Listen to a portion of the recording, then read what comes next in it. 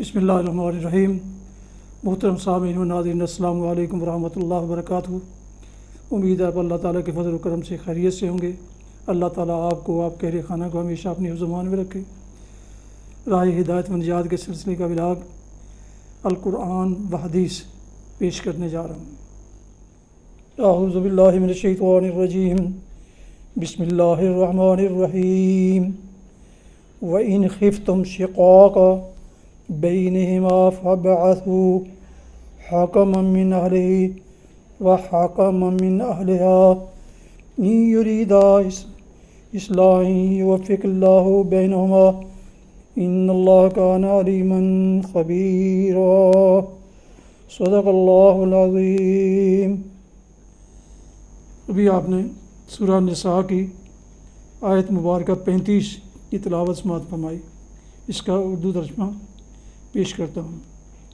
وَإِنْ خِفْتُمْ شِقَاقَ بَيْنِهِمَا فَابْعَثُوا حَكَمًا مِّنْ أَهْلِهِ وَحَكَمًا مِّنْ أَهْلِهَا، اور اگر تم لوگوں کو کہیں میاں اور بیوی کے تعلقات بگڑ جانے کا اندیشہ ہو تو ایک حکم مرد کے رشتہ داروں میں سے اور ایک عورت کے رشتہ داروں میں سے مقرر کرو۔ وہ دونوں اصلاح کرنا چاہیں گے تو اللہ ان کے درمیان موافقت کی صورت نکال دے گا۔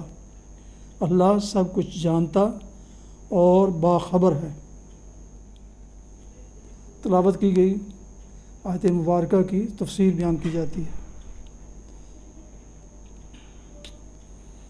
وہ دونوں اصلاح کرنا چاہیں گے۔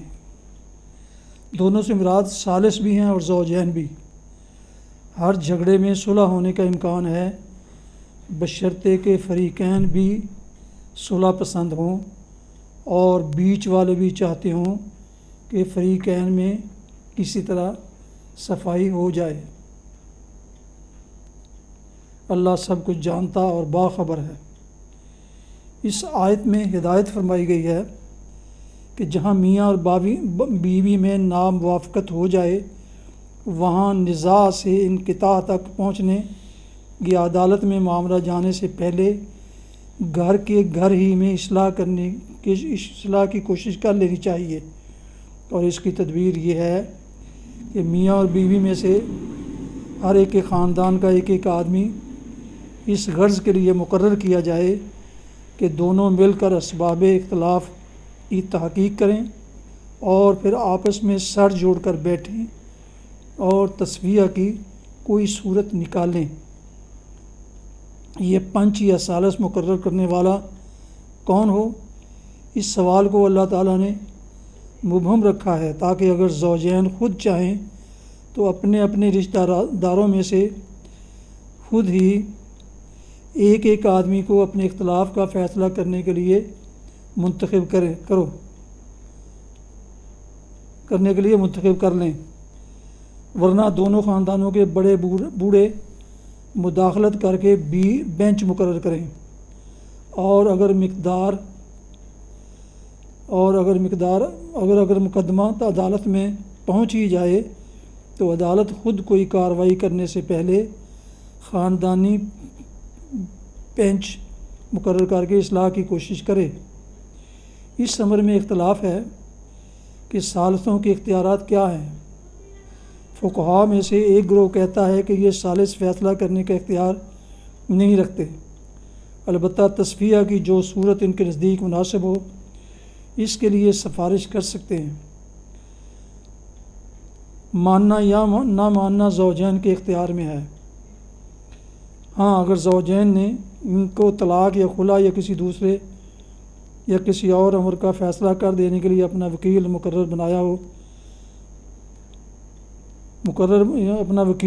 بنایا ہو تو البتہ ان کا فیصلہ تسلیم کرنا زوجین کے لیے واجب ہوگا۔ یہ حنفی اور شافعی علماء کا مسلک ہے۔ دوسرے گروہ کے نزدیک دونوں پنچوں کو موافقت کا فیصلہ کرنے کا اختیار ہے، مگر علیحدگی کا فیصلہ وہ نہیں کر سکتے۔ یہ حسن بصری اور قتادہ اور بعض دوسرے فقہاء کا قول ہے۔ ایک اور گروہ اس بات کا قائل ہے کہ ان پنچوں کو ملانے اور جدا کر دینے کے پورے اختیارات ہیں۔ ابن عباس، تبعید بن جبیر، ابراہیم مخفی، شعبی، محمد بن سیرین اور بعض دوسرے حضرات نے یہی رائے اختیار کی ہے۔ حضرت عثمان رضی اللہ عنہ اور حضرت علی رضی اللہ عنہ کے فیصلوں کی جو نظیریں ہم تک پہنچی ہیں، ان سے معلوم ہوتا ہے کہ دونوں حضرات پنچ مقرر کرتے ہوئے عدالت کی طرف سے ان کو حاکمانہ اختیارات دے دیتے تھے۔ چنانچہ حضرت عقیل بن ابی طالب اور ان کی بیوی فاطمہ بنت عتبہ بن ربیعہ کا مقدمہ جب حضرت عثمان رضی اللہ عنہ کی عدالت میں پیش ہوا تو انہوں نے شوہر کے خاندان میں سے حضرت ابن عباس کو اور بیوی کے خاندان میں سے حضرت معاویہ بن ابی سفیان کو پنچ مقرر کیا اور ان سے کہا کہ اگر آپ دونوں کو رائے میں ان کے درمیان تفریق کر دینا ہی مناسب ہو تو تفریق کر دیں۔ اسی طرح ایک مقدمہ میں حضرت علی رضی اللہ عنہ نے حکم مقرر کیے اور ان کو اختیار دیا کہ چاہے ملا دیں اور چاہے جدا کر دیں۔ اس سے معلوم ہوا کہ پنچ بطور خود تو عدالتی اختیار نہیں رکھتے، البتہ اگر عدالت ان کو مقرر کرتے وقت ان اختیارات دے دے تو پھر ان کا فیصلہ ایک عدالتی فیصلے کی طرح نافذ ہوگا۔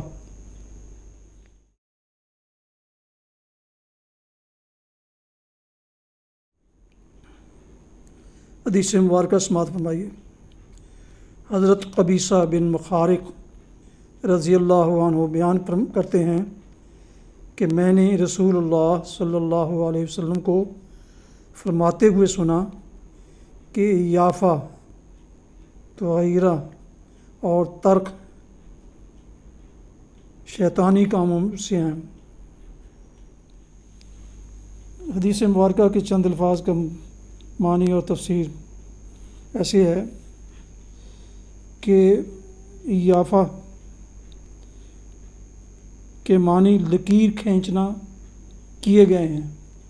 اس کی صورت یہ بیان کی گئی ہے کہ نجومی یا کاہن کسی شخص کے کہنے پر زمین کے نرم حصے میں نہایت تیزی سے لکیریں کھینچتا تاکہ انہیں شمار نہ کیا جا سکے، پھر دوبارہ انہیں دو دو کر کے مٹاتا۔ اگر آخر میں 2 لکیریں رہ جاتی تو اسے کامیابی کی، اور اگر ایک رہ جاتی تو اسے ناکامی کی علامت خیال کیا جاتا۔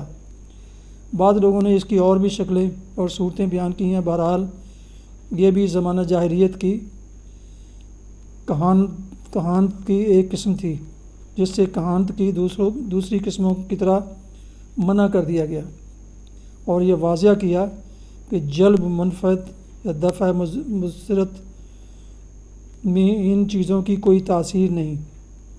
یہ سب ظن و تخمین اور اٹکل پچو باتیں ہیں جن پر اعتبار و اعتماد جہالت، گمراہی اور توہم پرستی ہے۔ لیکن افسوس جاہل مسلمانوں میں فعال گیری کے یہ طریقے آج بھی رائج اور عام ہیں، اور ان کی اکثریت ان توہمات پر یقین رکھتی ہے۔ اعاذہم اللہ تعالی۔